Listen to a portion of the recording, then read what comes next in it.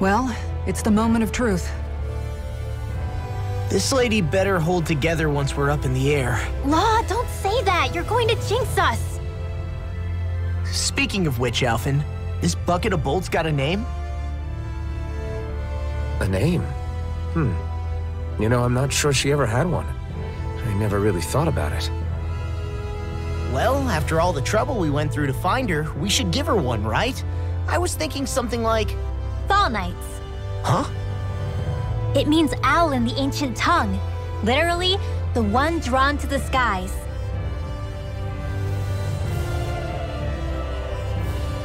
I like it. Sounds perfect for our little escapade. Not sure I'm completely convinced, but... well, it's as good a name as any. From now on, she'll be known as the Fall Knights.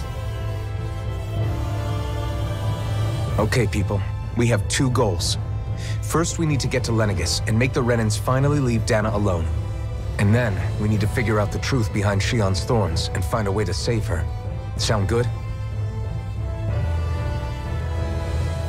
All right, then let's go.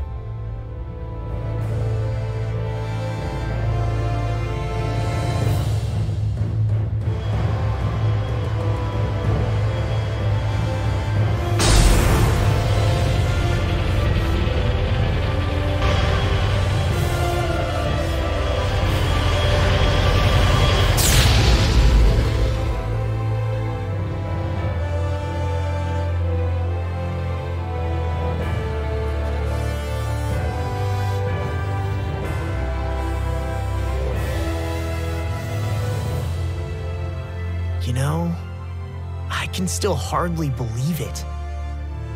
Believe what? I mean, just look at it. The whole of existence, crammed inside a tiny frame. Now that you mention it, I guess you're right.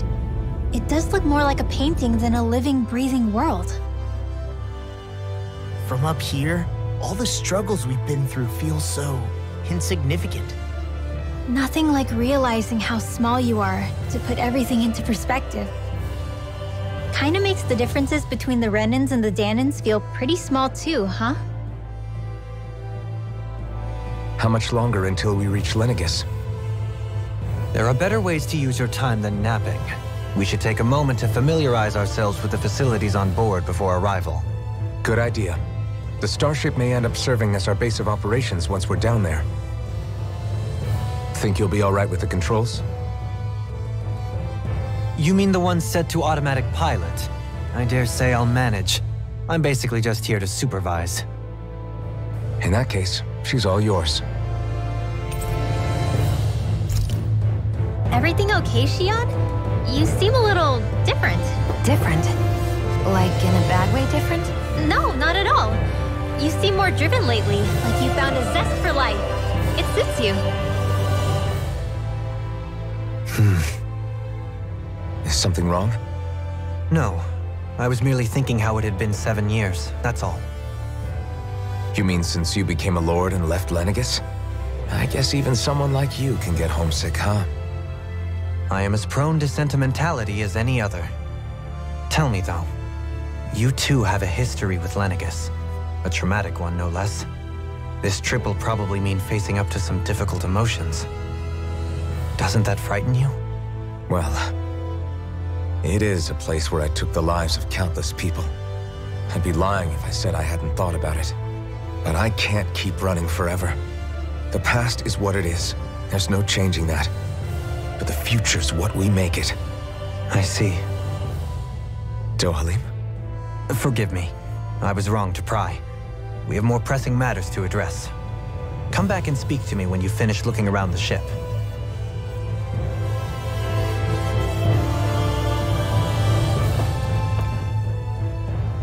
We'll be going to Lenegis soon. This must feel like a homecoming of sorts to you, huh? What was life on Lenegis like back then? You know, before you came to Dana. Let's just say, I don't have many happy memories. I've had thorns my whole life, for as long as I can remember. They called it treatment, but in truth, they were just using me as a guinea pig for their research. You mean, they experimented on you? That's right. All I was to them was a riddle to solve. They poked and prodded me, trying to figure out what triggered my thorns or changed the form they took. Day in and day out, every single day, one test after another. I'm still surprised they didn't try to dissect me. The look they gave me whenever one of them touched my skin. How could I forget it? Reeling from the pain, like I was a monster or something. Some existence, huh? A blight on any I touched, helplessly complicit in their pain. I thought things couldn't get any worse, but then they did. I started to have nightmares, visions of the coming apocalypse. Is it any wonder I lacked a cheery disposition, unable to so much as touch another soul? Loneliness was my best friend. Sure, I survived, but with the knowledge that one day I'd be swallowed up by oblivion. And that's when it hit me. If I was going to die, then it should mean something. If I have to sacrifice myself to save the world, so be it. I'm sorry. I didn't mean to make you relive that. No, it's fine. I'm in a much better place now. You say it's your destiny to die so that others can live, but why not the other way around? Why shouldn't we be the ones dying to save you? Are you crazy? Why would you sacrifice your life for... That's exactly my point. Why should you have to give up your life just because you drew the short straw in the destiny stakes? How is that even right? It's that logic that's used to justify slavery, as if some of us were just meant to be sacrificed. This struggle was never about saving only ourselves. But that doesn't mean we have to give up our own lives to save everyone else's either. If we're doing this to protect people, if we're doing this to save the world from destruction, then that has to include saving each other as well. A world free of sacrifice. That's what you've been fighting for all along, isn't it? Not just me. We're in this together, remember? This fight is yours too, Shionne. If we're going to win, everyone has to win. There can be no room for losers in this fight. Now I see it. The true nature of our struggle. A victory without losers. But that means that a Danon victory over Rena can't be the end. Do you think we can pull it off? You bet we can pull it off. We have to. It's the only hope we have of things ever changing. Yeah, you're right. No one's ever changed the future without aiming for the stars. We can do this. Together.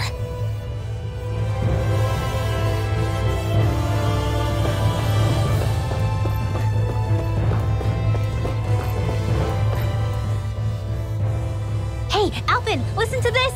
So Law and I were just talking and... Hey, shut up! What's got Law all flustered?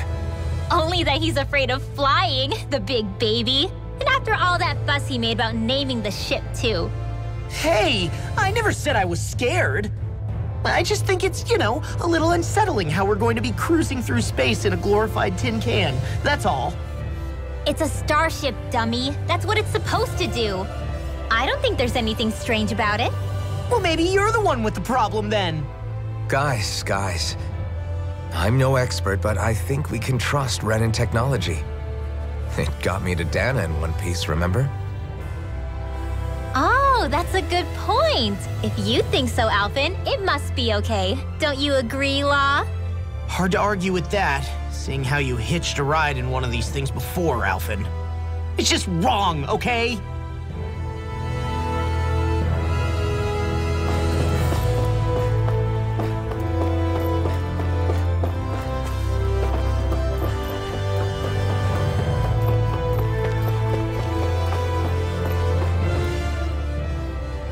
You okay?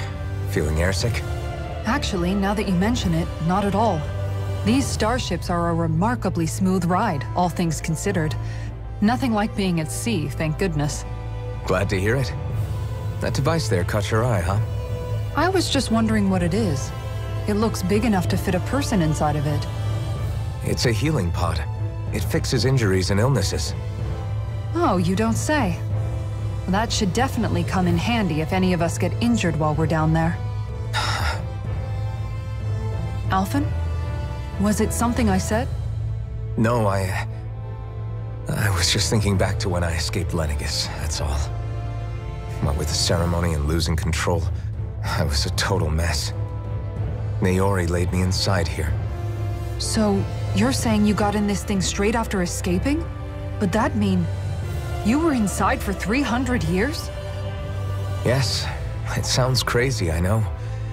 But don't even ask me why I stayed asleep all that time. That's definitely quite some lie-in, all right.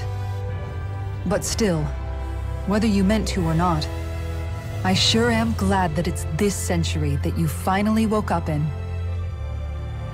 What do you mean? With the amount of fighting we've done, we would have never made it this far without you. And not only that, but... Alphen, can you recall back to what it is that I said to you? Back when we left Menancia? About the dream of coexistence, and needing to learn what it entailed? Of course. That's why you came with us, right? To learn what you couldn't at home. Even in that time, I was well aware that what I was living was a lie. But at the same time, I also felt really compelled to fulfill my brother's wishes. I'll always remember him fondly. But the coexistence we're fighting for isn't for him. It's for people now, and those still to come.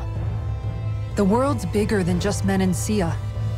My dream is for all Danans, wherever they might be, to be free.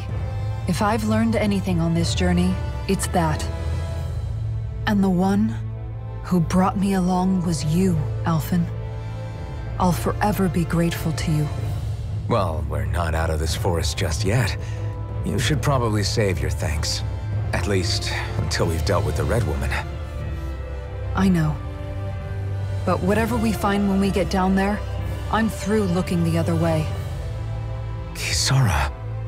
Probably getting a little ahead of myself, huh? Let's take things one step at a time.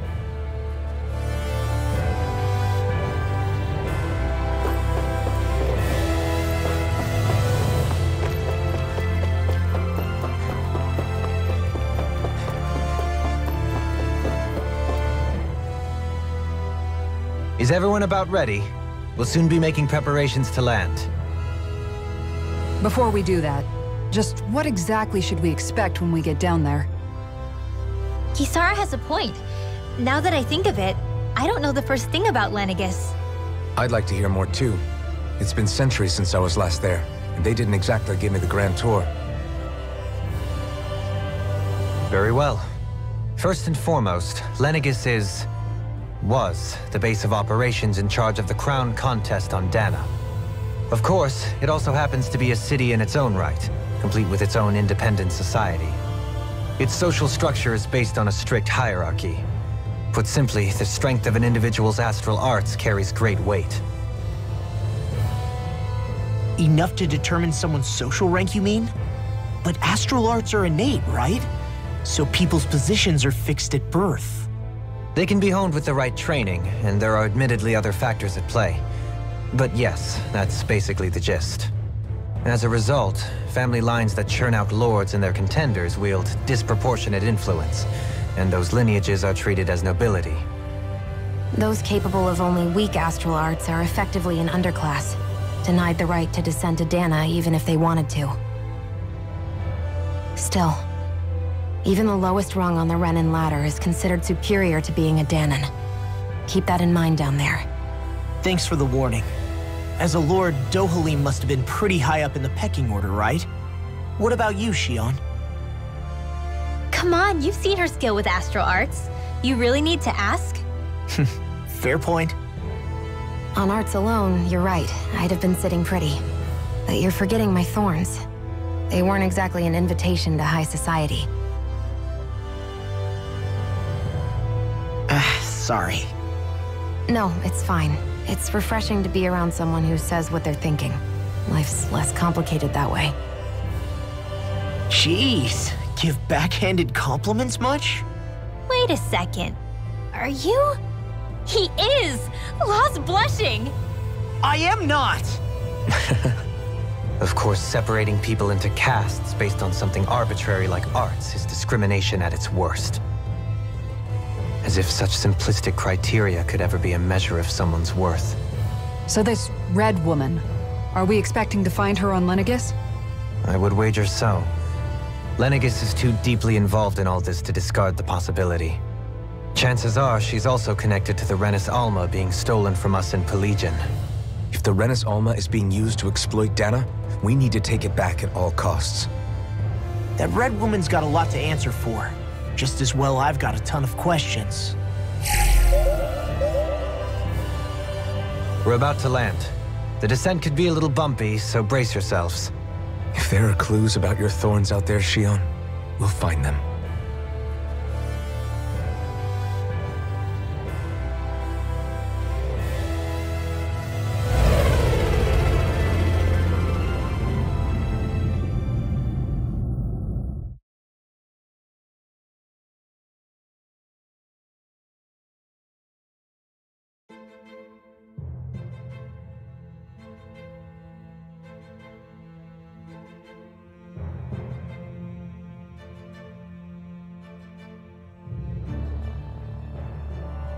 There's no one here. I wasn't expecting a welcome mat, but still. Lenegis's infrastructure is largely automated. Besides, people won't be expecting incoming traffic while the crown contest is still underway. Do you think anyone realizes that we're here? We may not have received a royal welcome, but I doubt our entrance went unnoticed. Don't let your guard down. I really hope we don't have to fight anybody while we're here. So now what? We've come all this way on a hunch that this red woman is here, right? And if we're lucky, the Renis Alma too. Any idea where we should start looking? There is an area of the city that is accessible only to the Sovereigns, known as the Forbidden Zone. That seems as good a place as any for us to start. Forbidden? What are they hiding? I don't know, hence my desire to find out. Fortunately, we just so happen to have a sovereign in our midst. In any case, changing the shape of a huge structure such as Lenegis would have required an immense source of power. Then you think that source might have been the Renis Alma? Precisely. Alphen said that he remembered the Renis Alma being used in the spirit channeling ceremony 3 centuries ago. Whatever the ceremony's purpose, if preparations are underway for it to be held once more, then the Renis Alma might be in the same place as last time, possibly together with the Red Woman. Hiding something of that worth in the residential quarters would only court trouble. In which case... It stands to reason we should be looking somewhere normally out of bounds. Is that it? Indeed. But it's been over 300 years since I was made a sovereign. You can't seriously think I'll be able to waltz right into the place after all this time. There's only one way to find out. If there's even a chance you can get us in, I say we give it a shot. Shionne's right. Who knows? We might even find a clue to her thorns while we're at it. All right. It's not like we're swimming in leads, so let's try to track down the Forbidden Zone. Beyond that wall lies a city full of Renins. A capital city where Shionne and Dohalim used to live, no less. Who knows what we'll find on the other side? Thinking about what could be lurking out here is giving me the heebie-jeebies. For such a loudmouth, you sure can be a worrywart at times.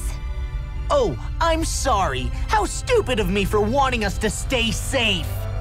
Would you two children stop squabbling? Or do you want everyone to know we're here? So how many Renins actually live in this place? I couldn't tell you exactly, though not as many as you might expect.